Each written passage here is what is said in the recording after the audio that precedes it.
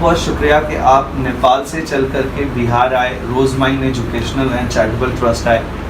ये जस्ट आपसे एक रिव्यू लेना था कि कई बार नेपाल में मैंने सुना है कि वहाँ पर जो बच्चे होते हैं वो जब पढ़ने का सपना देखते हैं, पढ़ना चाहते हैं, तो उनके साथ जो हाँ कंसल्टेंसीज एसोसिएशन है वहाँ pay, educational consultancy association Nepal, वो लोग क्या करते हैं कि लाखों रुपया उन्होंने डोनेशन बना रखा है, चार्जेस बना रखे हैं, और उससे काफ़ी नुकसान हो रहा है नेपाल के देश के छात्र छात्राओं का। अब आप रोज़ माइंड ने वहाँ एक मुहिम चलाई है, रोज़ माइंड काफ़ी अच्छा कर रहा है, नेपाल के 700-800 बच्चे हमारे साथ अब तक जुड़ चुके हैं। तो मैं ये जानना चाहता हूँ कि आप जब नेपाल से यहाँ तक आए तो नेपाली भाषा में आप बताइए नेपाल के लोगों को कि हाउ डू यू फील, कैसा लगता है। थोड़ा ज़ोर से बोलेंगे ताकि हम लोग इस आवाज़ को रिकॉर्ड कर पाएँ।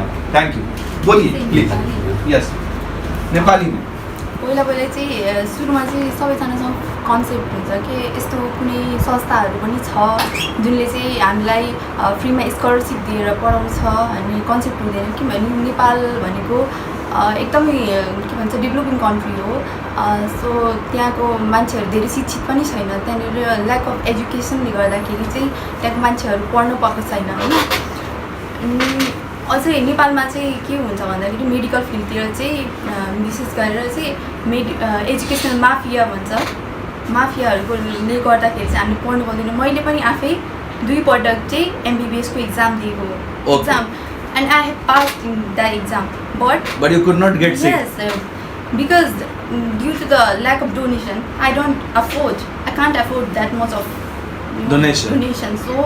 So मैले चाहिँ त्यो पढ्न पाइनँ, मैले भनेको जस्तै गर्न पाइनँ। मलाई पनि सपना देखेको थिएँ, म पनि केही भन्छु केही गर्छु भनेर होइन, म पनि कसैलाई हेल्प गर्न सक्छु डक्टर भएर, कुनै सानोतिनो गाउँमा गएर बिरामीहरूको सेवा गर्छु भन्ने मेरो सपना थियो। तर बट के भयो भन्दाखेरि चाहिँ मेडिकल माफियाले गर्दाखेरि चाहिँ मैले त्यो गर्न सकिनँ। किनभने तो आप जब आज सपना देखती हैं, आप जैसी कई ऐसी छात्रा हैं जो ऐसा ही आपकी तरह डॉक्टर बनना चाहती हैं, गरीब की बेटी हैं, किसान की बेटी है, मिडिल क्लास के घराने की लड़की है, वो नहीं बन पा रही है बिकॉज ऑफ दोज ऑल पीपल, कहीं कुछ नहीं कर पा रही है, तो उन बच्चियों को क्या संदेश देना चाहेंगे आप? रोज़ माइंड के बारे में जब आपने पहली बार सुना था तो आपने मुझे बताया कि आपको बिलीव नहीं हुआ।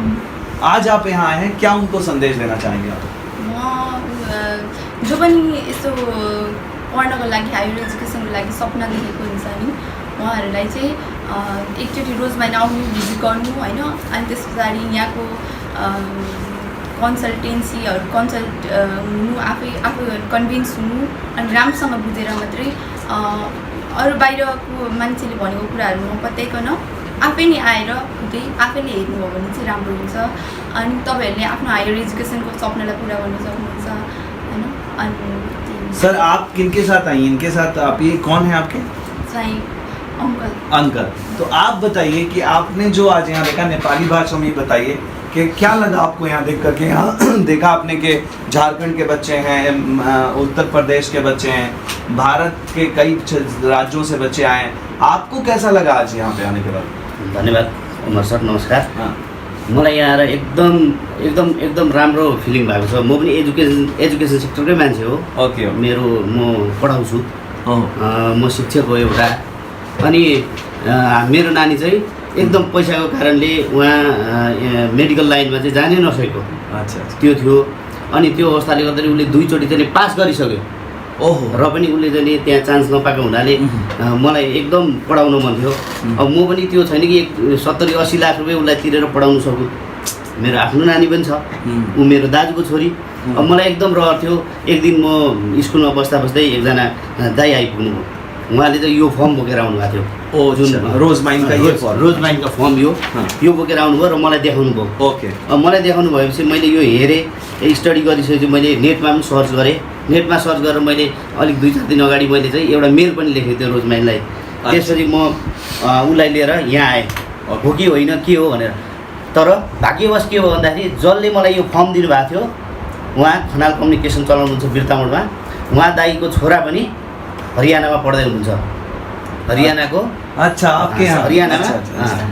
हिसार में पढ्दै अच्छा। कम्प्युटर इन्जिनियरिङ गर्दैछ उसले हाँ। त्यो भएपछि मलाई एकदम बिलिभ भयो अच्छा, र मैले चाहिँ मेरो नानीलाई यहाँ लिएर आएको तो जब आप वहाँ से आ रहे थे तो आपके मन में कंफ्यूजन था थोड़ा थोड़ा कुछ तो था थोरै कन्फ्युजन छ कसरी लेकिन सम्भव जब भयो जब आज क्लास में आप काउंसलिंग में बैठे और क्लास में जब आपने स्थिति देखी और आपको जो बताया गया तो अंबर सर की बातें आपको समझ में आई एकदम समझ में आई? एकदम मजाले मैले बुझेँ कुरा बुझिसकेपछि मलाई एकदम खुसी पनि लाग्यो र म यो कुरा मेरो ठाउँमा पनि गर्छु अघि नै जो एउटा यहाँ चाहिँ नि गार्जेनलाई 50वटा फर्म लक गर्नुभयो म पनि लान्छु 50वटा नसके 10वटा 20वटा लान्छु म एकदमै म काउन्सिलिङ गर्न इच्छुक छु thank you so much sir thank you नमस्कार बहुत किनभने मेरो छोरीलाई करोडौँ पर्ने कोर्स उसले यहाँ मौका पाउँदैछ म त्यसको केही तिर्न चाहन्छु थैंक यू तो आप अपील करेंगे कि नेपाल के सारे छात्र यहाँ आएं? सबैजना जसले चाहनुहुन्छ जो अशक्त छ सक्नेले तिरेर पढाऊ अच्छा नसक्नेले आने चाहिए हामीले दिउँ